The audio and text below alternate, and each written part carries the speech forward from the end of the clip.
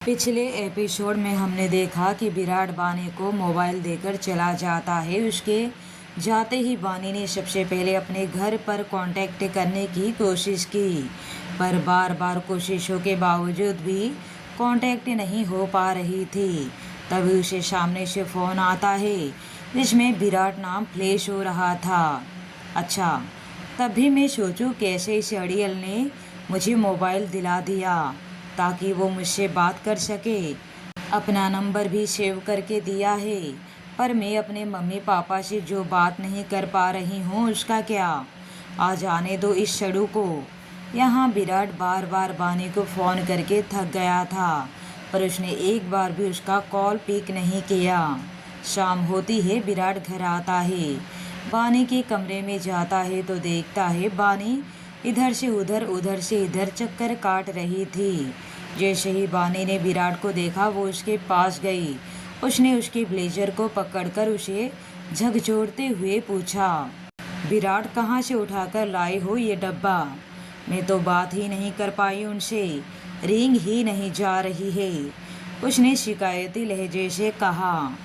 Relax बानी, पहले मेरा ब्लेजर तो छोड़ो।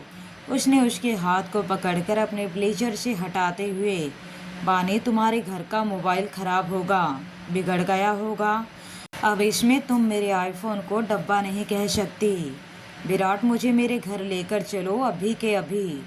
मुझे कुछ अच्छा नहीं लग रहा, बानी ने परेशान होते हुए कहा। लेकिन बानी, अभी के अभी? अभी रात को ही तुम्हें जाना है। नहीं तो विराट, कल सुबह मुझे ले जाओगे ना? प्रॉमिस करो। विराट ने कुछ सोचते हुए, कल सुबह? लेकिन बानी, कल मेरी इम्पोर्टेंट मीटिंग है और मैं उसे मिस नहीं कर सकता। बानी ने उसके सीने पर मुक्कों की बरसात करते हुए कहा। और मैं जो अपनी फैमिली को मिस कर रही हूँ उसका क्या? कुछ भी नहीं। आपकी मीटिंग ही आपके लिए सब कुछ है। वो बस बोले जा रही थी और रह कर विराट के सीने पर मुक्कों की बरसात किए जा रही थी। विराट एकदम से, अच्छा बाबा, ओके, कल मैं तुम्हें सुबह तुम्हारे घर पर ड्रॉप करके ऑफिस चला जाऊंगा, पर शाम को मैं खुद ही आ जाऊंगी। पर प्लीज़ सुबह तुम मुझे छोड़ने आओगे ना? बोलो। विराट साफ देख पा रहा था कि बानी कितनी टेंशन में लग रही है। उसने उसके बालों को सही करते हुए, प्रॉमिस, पर तुम भी शाम को आ ही जाना, ओके? अब जाकर बानी, जो सुबह से परेशान थी, वो हल्की से मुस्कुराई। अगले दिन सुबह बानी अपने घर जाने के लिए रेडी हुई। उसने एक वाइट कलर का टॉप और जीन्स पहनी हुई थी, सिल्वर कलर की हील, उसके कंधे से थोड़े नीचे उतरते बाल खुला छोड़ रखा था उसने, छोटे छोटे ईयरिंग और हल्की पिंक लिपस्टिक बेहद प्यारी लग रही थी। वो नीचे उतरी। सब ब्रेकफास्ट के लिए डाइनिंग टेबल पर बैठे हुए थे। विराट भी डार्क ग्रे कलर का 3 पीस सूट पहना हुआ था। बानी उसके सामने जाकर बैठती है। वो पूछना चाहती थी कि विराट, तुम्हें याद तो है ना कि आज आप मुझे लेकर घर जा रहे हो? पर सबके सामने पूछे तो कैसे? कहीं विराट भूल तो नहीं गया होगा? अगर बिना कुछ कहे सुने अपने ऑफिस के लिए निकल गया तो? वो अभी सोच ही रही थी कि तभी राहुल ने कहा, भाई, आज आप कुछ ज़्यादा ही जल्दी रेडी नहीं हो गए। वैसे तो आप 9 बजे से पहले कभी उठते भी नहीं हो, और आज आप 9 बजे तक रेडी होकर डाइनिंग टेबल पर, क्या बात है?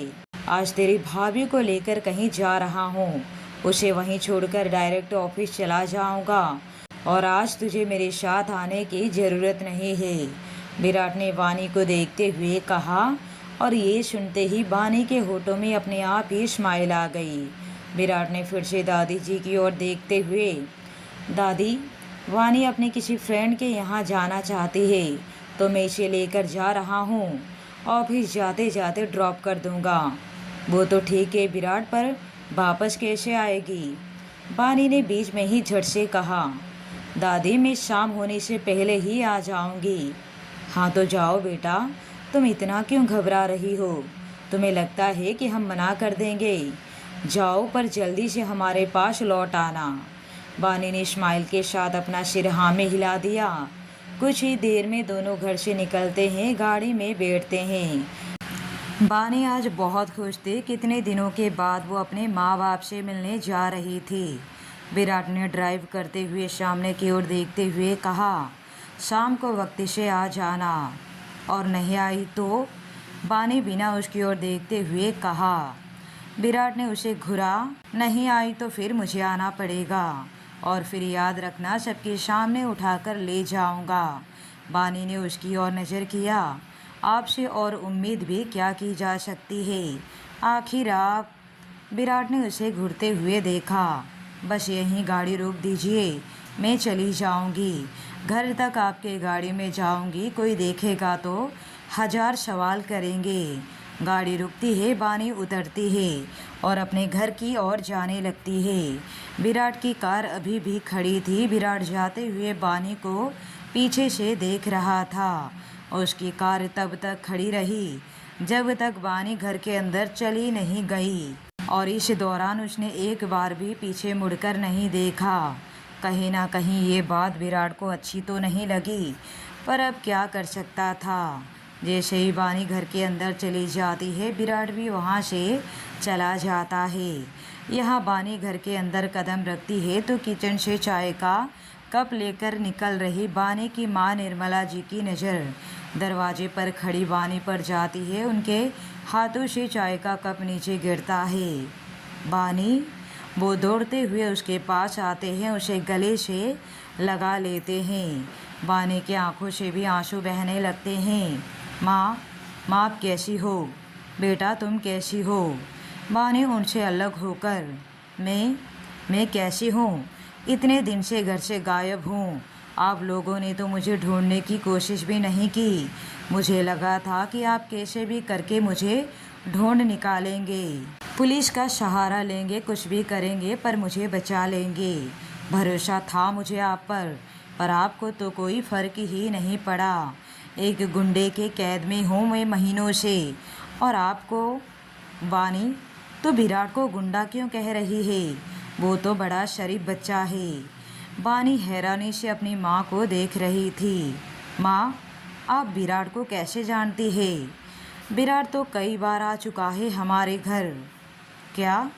वो हमारे घर आ चुका है? निर्मला जी ने कहा। बानी, ये तू कैसे लहजे से बात कर रही है? कितने एहसान हैं उनके हम पर। और तू? बानी ने अपनी माँ को झकझोरते हुए पूछा। माँ, आप होश में तो है?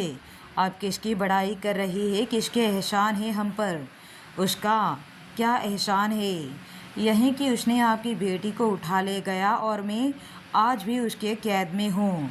क्या ये एहसान है? बताइए। ये तेरी माँ के मांग में जो सिंदूर है ना बानी, ये है उसका एहसान। हम घर के अंदर है, किसी फुटपाथ पर नहीं। ये है उसका एहसान। कितना बड़ा दिल है उसका। तुम क्या जानो बानी, जब तुम गायब हो गई थी ना, हम तो सदमे में ही चले गए थे। पुलिस स्टेशन के चक्कर काट काट कर थक गए थे हम। कुछ पता नहीं चल रहा था और ना ही कोई ढंग से हमसे बात कर रहा था। चिंता में तो थे ही। तुम्हारे पापा पता नहीं कैसे साइकिल चला रहे थे, कितना बड़ा एक्सीडेंट हो गया था उनका पता है। सिर पर कितनी बड़ी चोट आई थी, लाखों में खर्चा आया था। हमारा तो दिमाग ही काम नहीं कर रहा था कि इतना पैसा लाए कहाँ से, किसके आगे हाथ फैलाए। पर विराट ने सही वक्त पर आकर सब कुछ संभाल लिया। तुम्हें पता है ना बानी, हमारा घर गिरवी पड़ा हुआ था। नीलामी होने वाली थी हमारे घर की। पता नहीं हम कहाँ जाते, क्या करते। फुटपाथ पर रहना पड़ता। हमारा घर बचाया विराट ने। तुम्हारे भाई का स्कूल में एडमिशन भी करवाया। उसने बताया कि तुम उनके पास हो और जो कुछ भी हुआ वो गलती से हुआ। अगर वो सामने आकर नहीं बताते तो भी हम उनका क्या कर लेते। हम तो उनसे लड़ भी नहीं सकते। उन्होंने हमें सब कुछ सच बताया। पता है बानी, वो तो तुमसे शादी भी करना चाहते हैं। बानी अपनी माँ को हैरानी से देख रही थी। माँ, ये सब आपको विराट ने कहा? उन्होंने सिर हाँ में हिलाते हुए कहा। हाँ बानी, विराट जैसा लड़का अगर हमें अपनी बेटी के लिए मिल रहा है तो इससे बड़ी बात और क्या हो सकती है हमारे लिए। बड़ा नेक दिल बच्चा है। बानी अपने माँ से अलग होती हुई, मैं शादी के बारे में नहीं सोच रही हूँ माँ।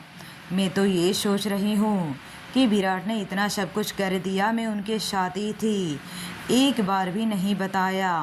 कहते हुए उसके आंसू बह जाते हैं, पर अगले ही पल उसने अपने आंसू पोंछते हुए, माँ, पापा, तेरे पापा अंदर सो रहे हैं, चल दोनों अंदर जाते हैं। बानी ने अंदर जाकर देखा उसके पापा एक खटिए पर सोए हुए हैं। उसकी माँ उन्हें जगाती कि इससे पहले ही बानी ने उन्हें रोकते हुए धीरे से कहा, नहीं माँ, सोने दीजिए पापा को, मैं हूँ यहाँ रात तक। उसकी माँ ने मुस्कुरा दिया। बानी खटिए के पास जाती है, अपने घुटनों के बल बैठकर अपने पापा के हाथ में हाथ रख देती है कि उसके पापा ने धीरे से आंखें खोली। सामने देखा तो उनकी जान प्यारी बेटी बानी उनके सामने थी। बानी वो उठकर बैठ गए। पापा, आप उठ क्यों गए? आपको आराम करना चाहिए था। तुझे देखकर ही मैं ठीक हो गया हूँ मेरे बच्चे, मुझे अब आराम की ज़रूरत नहीं है। बेटा, तू ठीक तो है ना? हाँ पापा, मैं ठीक हूँ। उसके पापा ने दरवाजे की ओर नज़र किया, विराट नहीं आए। उसे अपनी पापा की बातें सुनकर हैरानी हुई। उसके पापा का रिएक्शन कुछ ऐसा था जैसे विराट उनका दामाद हो। नहीं पापा, विराट को कुछ ज़रूरी काम था, वो नहीं आए। बानी के पापा उसे अपने पास खटिए पर बिठाते हुए बोलते हैं, बेटा, ऐसा नहीं है कि हमने तुम्हें ढूंढने की कोशिश नहीं की, पर जब ये पता चला कि तू विराट के साथ है तो फिर कोई चिंता ही नहीं रही। मैं यकीन के साथ कह सकता हूँ कि उन्होंने तुझे किसी चीज़ की कमी नहीं होने दिया होगा, कोई तकलीफ़ नहीं पहुँचने दिया होगा। वो तेरा बहुत अच्छे से ख्याल रखते होंगे। वो अपने पापा की बातें बड़ी हैरानी से सुन रही थी। ये जानकर भी उसी ने किडनैप किया है, कोई किसी पर इतना भरोसा कैसे कर सकता है? बानी ने भी शुरुआत से सोचकर देखा। जब से बानी उसके साथ रह रही है, उसने उसे किसी चीज़ की कमी नहीं होने दी। कितना केयर करता है वो उसकी सारी शरारतें, सारी मस्ती, सब कुछ बर्दाश्त करता है। कभी महसूस ही नहीं हुआ कि वो उसके पास कैद है। फिर उसके प्यार का इजहार करना, फिर कल की किस याद आते ही उसके होठों पर एक दबी दबी मुस्कान छा जाती है। उसके पापा तो अभी भी कुछ बोल रहे थे, पर बानी के दिमाग में तो विराट का ही ख्याल चल रहा था। उसके होठों पर अपने आप ही मुस्कान आ जाते हैं। वो अपने पापा के कंधे पर सिर रख देती है। ऐसे ही बातें करते हुए आज कैसे दिन गुजर गया पता ही नहीं चला। देखते ही देखते शाम हो जाती है। वानी टैक्सी से विराट के बंगले में आती है तो देखती है दादी जी हॉल रूम में ही बैठी हुई है। बानी बेटा, आ गई तुम? मिलाई अपनी दोस्त से? हाँ दादी, विराट आ गए। आज वो लेट से आएगा बोल रहा था सुबह। आओ तुम यहाँ बैठो मेरे पास। बानी जाकर दादी जी के पास बैठती हैं। दोनों बातें करने लगते हैं।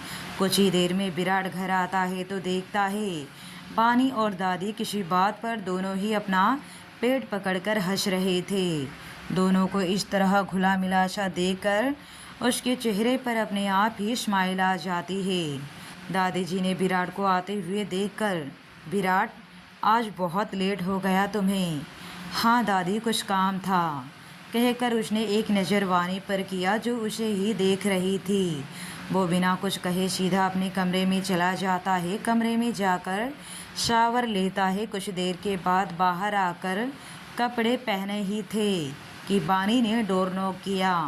दरवाज़ा जो कि आधा खुला था। विराट ने उसे अंदर आने को कहा। वानी कमरे में आती है। विराट, आपकी प्रॉब्लम क्या है? आप हर काम उठपटांग करते हैं वो तो ठीक है, पर कोई अच्छा काम आपसे गलती से भी हो जाती है तो आप उसे बताते क्यों नहीं है? बानी ने लगभग लड़ने वाले लहजे से कहा। विराट ने कंधे उचकते हुए, मैं कौन सा उठपटांग काम करता हूँ और किस अच्छे काम की बात कर रही हो तुम? क्या नहीं बताया मैंने तुम्हें? ओहो, शक्ल तो देखिए अपने आईने में, कितने भोले हो आप। मैं अपने पापा की बात कर रही हूँ विराट। तुम्हारे पापा? ओ हाँ, तो इसमें तुम्हें क्या बताना था? बानी ने सिर हिलाते हुए, विराट आप ना मुझे समझ नहीं आते। रहने दो, मैं शायद आपको कभी समझ ही नहीं पाऊंगी। बस थैंक यू कहने आई थी, विराट ने अनजान बनकर। और ये थैंक यू किस लिए? बानी ने अपने कमर पर दोनों हाथ रख लिए तो विराट ने कहा, ओह समझा, लेकिन इसमें तुम्हें थैंक यू कहने की क्या ज़रूरत है? लेकिन मैं थैंक यू कहूँगी और तुम्हें मेरी थैंक यू लेना ही पड़ेगा। अरे अजीब ज़बरदस्ती है। नहीं चाहिए मुझे तुम्हारी थैंक यू।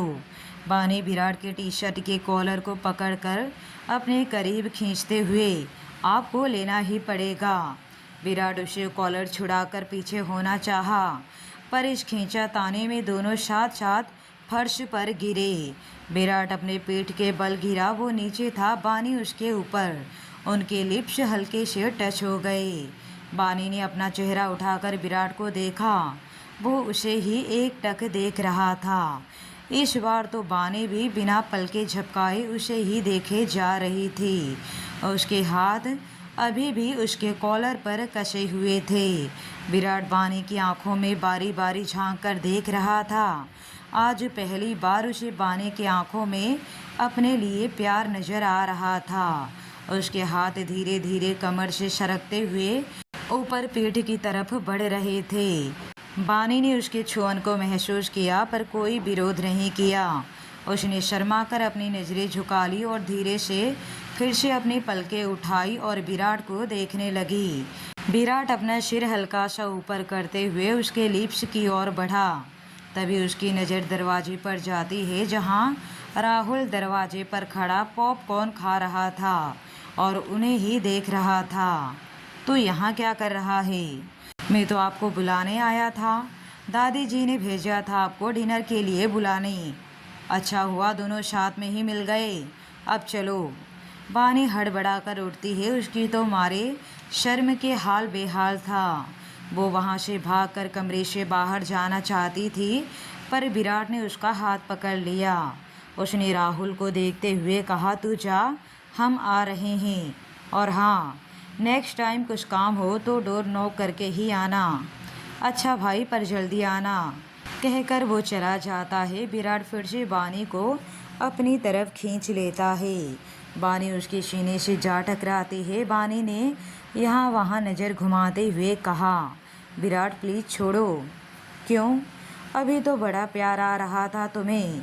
अभी क्या हुआ? तुम्हें थैंक यू ही करना था ना, तो ठीक है। तुम्हारा थैंक यू भी मैं तभी लूँगा जब तुम मुझे किस करोगी। ये कहकर वो उसके होठों पर अपना होठ रख देता है और किस करने लगता है। आज पहली बार बानी ने भी उसे किस करने से नहीं रोका और ना ही उसे छूटने की कोशिश कर रही थी। उसके हाथ अपने आप ही उसके बालों पर चले गए। जैसे ही विराट ने ये महसूस किया, उसकी किस और भी ज़्यादा डीप हो गई। अब आगे क्या होगा जानने के लिए बने रहिए माफियाज पैशनेट लव कहानी पर।